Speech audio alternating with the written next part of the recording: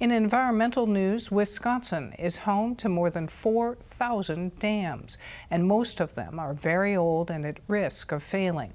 It's left communities across the state in a position to decide their future before the dams burst and wreak havoc on the communities downstream.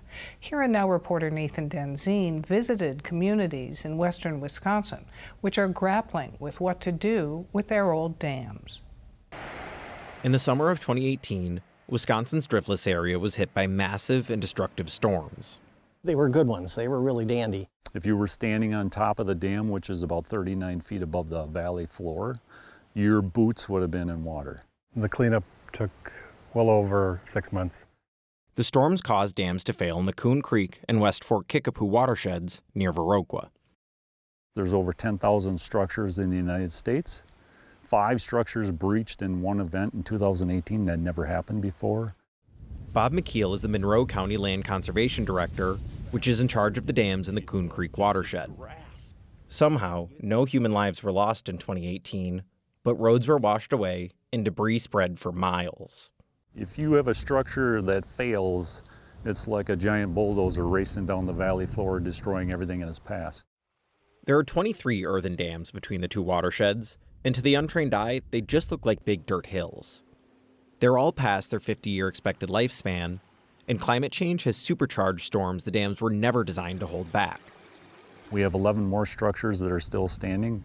That potential of happening again is still there. The county commissioned a study along with state and federal officials to figure out what the future of the dams might look like.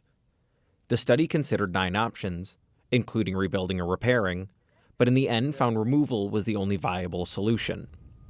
If they are taken out, it would be the largest dam removal project in U.S. history.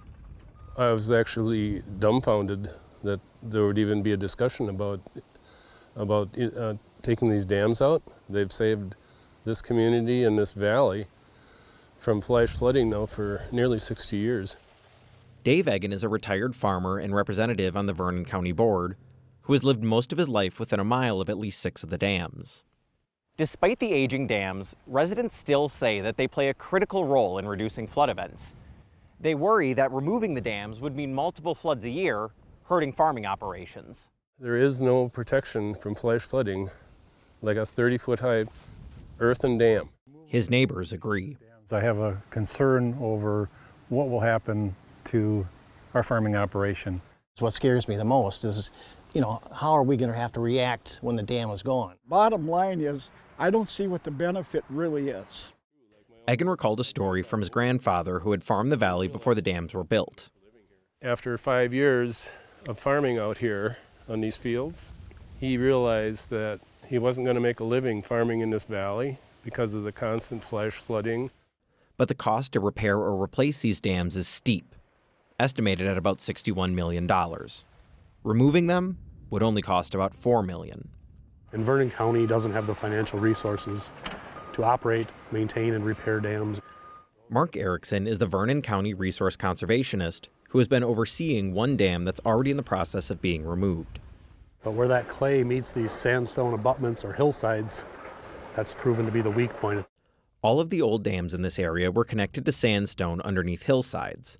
But over time, that sandstone will crack and the dam could breach. If you've seen one structure, you've seen them all because they breach the same way.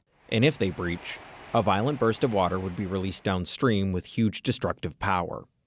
Monroe, La Crosse, and Vernon counties have all approved a plan to remove the dams. But it will take additional studies, consultation, and grant applications before any earth is actually moved.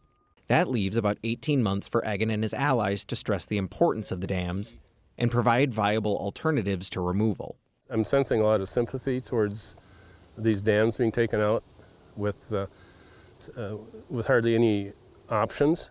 He thinks that with the right material and a friendly contractor, repairing the dams might not be as expensive as initially thought. I've personally talked with a general contractor in the county to give me a ballpark to dig down and put in new age plumbing. He said $200,000 to $250,000. But his frustration runs deeper than the ballpark figures noted in the study. Cost-benefit ratios were calculated to determine if federal funding would be justified to repair the dams. That ratio concluded that not enough people and structures are downstream for those dollars to be released.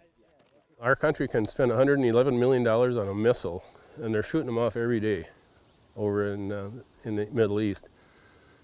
But you can't come up with a handful of millions of dollars to help restore life-saving dams like we're standing on. The one dam that did qualify for federal funding to be reconstructed only did so because it holds back a standing lake, though that lake has been contaminated multiple times by manure runoff. If the plans go forward and the dams are removed, the community knows it will have to change to survive future floods. The dams have definitely been a reckoning about how we live on this land. Biggest concern really is, what are the next steps? Sydney Wydell and Nancy Wedwick are members of the Coon Creek Community Watershed Council. Wedwick serves as the president and Wydell as watershed coordinator. We started to learn and find out that there are indeed many things that you can do just as people or as landowners to mitigate flooding, to slow water, to make running water walk. The Coon Creek watershed is no stranger to first-of-its-kind interventions. In the 1930s, the federal government used this land to demonstrate the effectiveness of sustainable farming practices. Here we are again. What are we going to do next? The likely answer: return to many of the practices implemented in the 30s. Building the terraces, returning to the contour strips, and doing whatever we can to infiltrate good quality water. Terrace farms are higher on ridges and build berms between strips of crops to slow water. She also mentioned the effectiveness of planting perennials, oats, or even building more mini dams. Anything to build the quality of the soil and slow water down. There's some levers that we have more control over than others, and it's a matter of using the levers we have as effectively as possible.